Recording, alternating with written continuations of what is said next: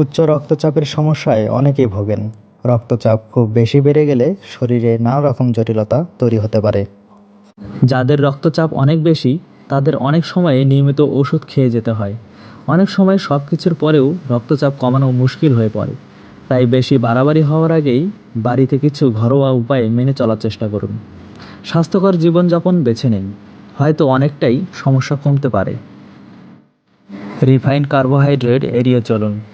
ময়দা, চিনি, সাদা ভাত, কেক, প্যাটি, বার্গার, সাদা পাউরুটির মতো খাবার খাওয়ার অভ্যাস ত্যাগ করুন। ওজন কমানো বা নিয়ন্ত্রণে রাখতে অবশ্যই নিয়মিত শরীরচর্চা প্রয়োজন।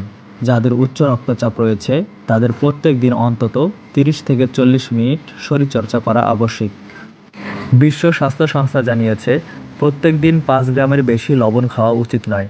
যাদের রক্তচাপের সমস্যা তাদের আরও লবণ খাওয়া চলবে না। বিশেষ করে আমরা অনেক সময় বুঝতে পারি না বাইরের জাঙ্ক ফুড বা বিস্কুট চানাচুরেও কতটা লবণ থাকে।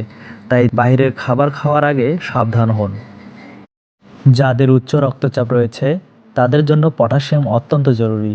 তাই কলা, অ্যাভোক্যাডো, টমেটো, রাঙা আলু, স্যামন মাছ, বাদাম, দইয়ের মতো খাবার নিত্য তালিকায় রাখুন। ধূমপান, মদ্যপান অবশ্যই কমিয়ে ফেলুন। ধূমপান ছেড়ে দিন। গবেষণা বলছে অ্যালকোহল প্রায় 16% রক্তচাপ বাড়িয়ে দিতে পারে।